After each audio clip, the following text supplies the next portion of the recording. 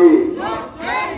এই রাজ্যের লোকেদের ফাঁসির দাবিতে, রাজ্যের লোকেদের নিরাপত্তার দাবিতে এবিভিপি লড়ছে, লড়বে। গত 16 তারিখ এই উত্তরবঙ্গ বিশ্ববিদ্যালয়ের রুরাল ডেভেলপমেন্ট ডিপার্টমেন্টের যে স্কলার ববিতা দত্ত, তাকে খুন করে ফাঁসিতে ঝুলিয়ে দেওয়া হয়েছে।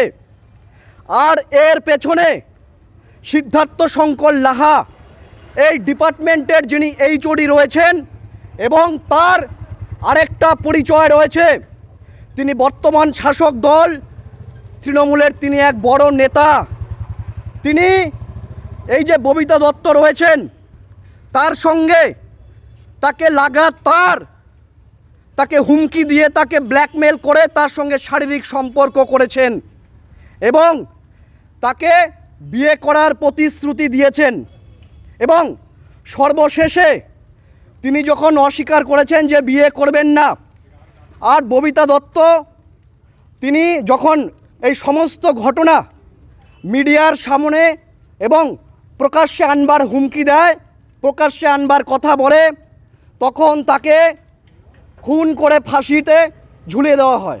এবং শুধু খুন করে নয়, তাকে লাগাতার দিনের পর দিন ধর্ষণ করা হয়েছে। এবং শুধু যে ববিতা দত্ত সেটাও কিন্তু নয়, এরকম প্রচুর স্কলার, প্রচুর ছাত্রীর সঙ্গে তার শারীরিক সম্পর্ক রয়েছে এবং আমাদের কাছে প্রমাণ রয়েছে। আমি আপনাদেরকে প্রমাণ দেখাতে পারি। যেদিন ফাঁসিতে ঝুলিয়ে দেওয়া হয় তাকে, সেদিন তার ঘর থেকে একটি সুইসাইড নোট উদ্ধার হয়েছে। সেই সুইসাইড নোটে পরিষ্কার এই সিদ্ধার্থ শঙ্কর লাহার নাম মেনশন করা রয়েছে।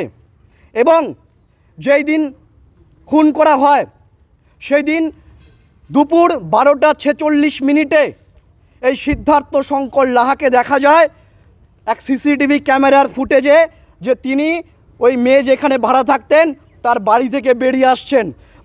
একটা পয়েন্ট আপনারা নোট করুন, 12:46 তিনি ওই বাড়ি থেকে বেরিয়ে আসে এবং দুপুর 2:30 মধ্যে ওই মেয়ের কিন্তু বডি ঝুলন্ত অবস্থায় পাওয়া যায়। পুলিশের কাছে এই প্রমাণ রয়েছে এবং আজকে প্রায় 4 দিন অতিক্রান্ত হতে চলল, এখন পর্যন্ত কিন্তু পুলিশ তাকে গ্রেপ্তার করেনি। এত গুরুত্বপূর্ণ এভিডেন্স থাকার পরেও কিন্তু পুলিশ তাকে কিন্তু অ্যারেস্ট করেনি।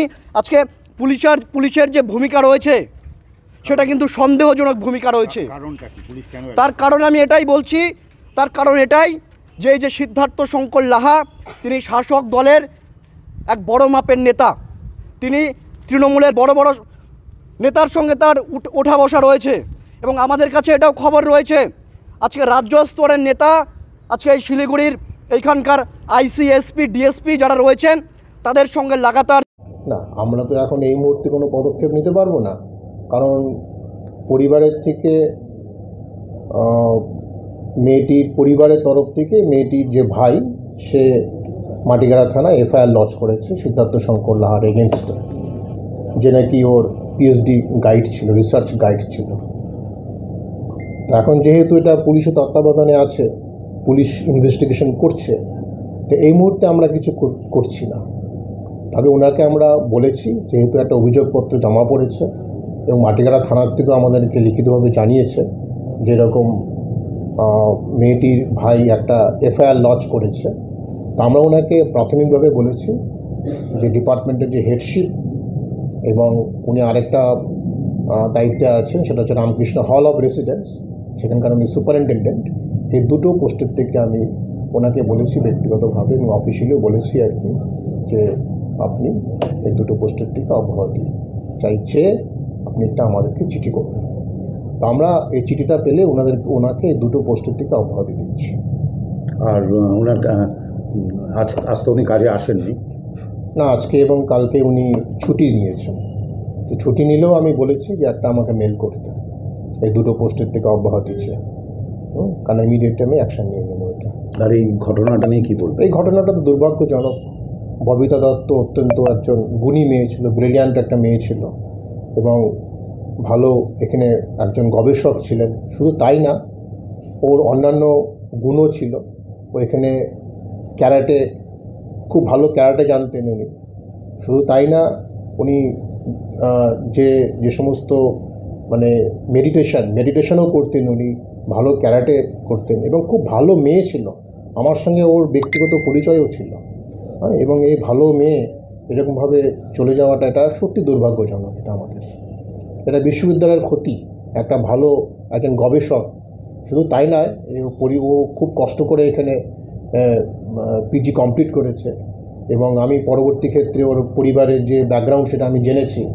এবং ও আমার সঙ্গে একদিন দেখাও করেছিল। ওকে আমি বলেছিলাম, ও চাকরি নিয়ে একটু বলছিল, আমার সাথে কথা বলছিল। আমি বলেছিলাম যে তুমি নিশ্চয়ই পাবে, ভালো মেয়ে, তুমি কেন পাবে না। সেট কমপ্লিট করেছিল, সেটে তো আর নামও এসেছিল। সেটে কমপ্লিট করেছিল, নামও এসেছিল। আগামী দিনে ও একটা ভালো শিক্ষক হতে পারতো। তা আমরা একটা ভালো শিক্ষককে হারালাম, এটুকু আমি বলতে পারি। এটা শুধু আমাদের বিশ্ববিদ্যালয়ের ক্ষতি না, এটা আমাদের সমাজেরও ক্ষতি, এরকম ভালো মেয়ে চলে যাওয়াটা। শিক্ষক ছাত্রী সম্পর্ক যেটা, সেই সম্পর্কে কোথাও যেন চিড় ধরছে মনে হচ্ছে। কি এর আগেও এই ধরনের ঘটনা উত্তরবঙ্গ বিশ্ববিদ্যালয়ে ঘটেছে? শুধু উত্তরবঙ্গ বিশ্ববিদ্যালয়ে না, এটা সর্বত্র ঘটছে। তবে এই ঘটনাটা যাতে না ঘটে আর কি, এটার জন্য কি বলবো, আমাদের যারা আছি আর কি, আমরা শিক্ষিত সমাজ, তাদেরকেই